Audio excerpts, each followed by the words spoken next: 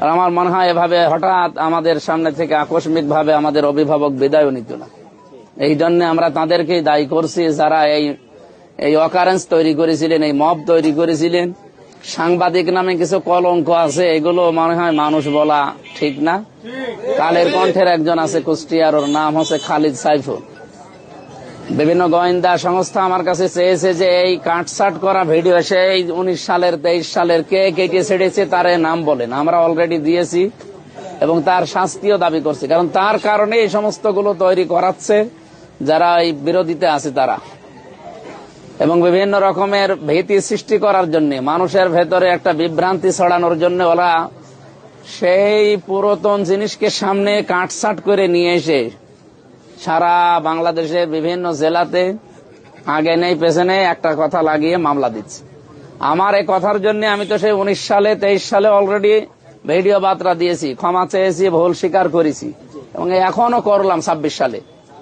এরপরও যদি এই করে তারা, তাহলে যে ডাক্তার মুরাদ হাসান, টাকলা মুরাদ, এ জাইমা রহমানকে নিয়ে যে বিশ্রী কথা বলেছে, তারেক রহমানকে বেজন্মা, এরপরে জন্মের ঠিক নেই, যার সন্তান, ওর বাবা কয়টা, এরকম বহু কথা সে বলেছে।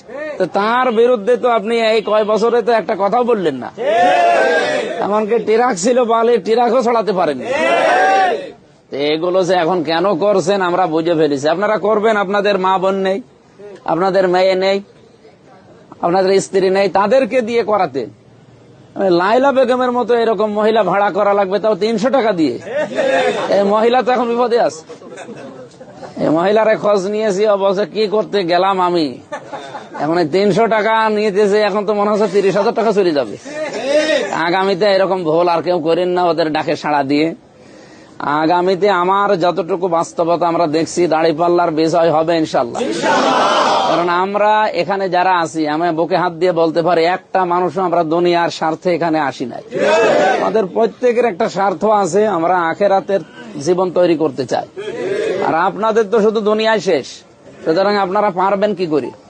জীবনও আমাদের সাথে পেরে উঠবেন না। ওরা বলছে 64 জেলায় 64 মামলা দিয়ে মানুষকে বোঝাবো ওনার নামে মামলা আছে, ভোট দিলে কিছুই হবে না। 64 কেন, 64,000 মামলা দিলে মামলার কোনো ভিত্তি নেই। মাল থাকা লাগবে না? এত কোনো মাল নেই। আপনি আন্দাজে বানিয়ে প্রশাসন যারা আছে ওরা কি কানা, ওরা কি বিবেকহীন? এখন কিন্তু সে আগস্টের 5 তারিখের আগে আর নেই। যা বলবেন আপনার তাই শুনবে। আর কুষ্টিয়ার যারা দায়িত্বে আছে প্রশাসনিক, আশা করছি এরা তাদের যে কথাগুলো বলছে এই কথা রাখবে।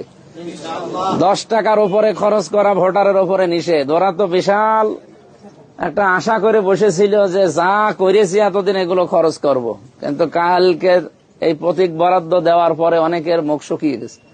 10 টাকার বেশি খরচ করতে না পারলে তো 15 ভাগ ভোটও তো পাবো না, ওগুলো তো কেনা ভোট।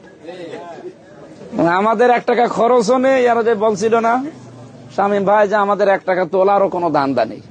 আমরা সবাই আমির হামজা, ও আমিরে জামাতো যা, আমির হামজা তো শামীমও তা, এ ভাইও তা, আমরা সবাই এক। এই দলের ভেতরে কেউ জি হুজুর নেই। অন্যদের নমিনেশন নিয়ে আসতেই শুনি যে কোটি টাকা খরচ হয়ে যায়। কোটি না, কয়েকশো কোটি।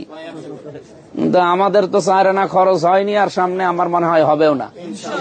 যা করেছেন আপনারা সব নিজেদের টাকা দিয়ে, নাকি চাঁদার টাকা? এমনকি এই অফিসে মনে হয় চাঁদার টাকা সামনে ভাগাভাগি হতে পারে। ওই সিস্টেম হয়তো যদি এটা অন্য দলের অফিসে। এসেছি এই রাস্তায়, এখন আপনারা ভয় ভীতি দেখিয়ে মনে করছেন উল্টাপাল্টা কিছু করে ওরে যদি একটু মাইনাস করা যায় ফাঁকা ফিল্ড গোল দেবেন। না, সে অবস্থাটা নেই। কারণ আজকে আমার বাবা ছিল বসে ঝাউদিয়া ফুলমোর ময়দানে, হাজার হাজার মানুষ। আজকে বিরোধী দলের একজন ওই রাস্তা দিয়ে যাওয়ার পরে সে মন্তব্য দিয়েছে ফেসবুকে যে না মনে হয় আর হইল না। তারা মানুষ দেখেই বলছে আর হইল না। 26 তারিখে আমিরে জামাত আসবে কুষ্টিয়ার স্টেডিয়াম মাঠে সকাল 9টায়। আমার মনে হয় সারা জেলার মানুষ যদি আসে, ওই দিন অনেকে হয়তো হার্ট অ্যাটাকও করতে পারে। অন্য কোনো রাস্তা অবলম্বন করার কোন পরিকল্পনা কেউ যদি করে থাকেন, যে কেউ বলছে যে আমরা দরকার হয় ফজরের নামাজ পড়ে যাব না, তাহাজ্জুদের নামাজ পড়ে যে আগে ভোট কাটার চেষ্টা করবো। তাহাজ্জুদের নামাজই যদি আপনি পড়েন তো ভোট কাটার সিদ্ধান্ত নেন কি করে?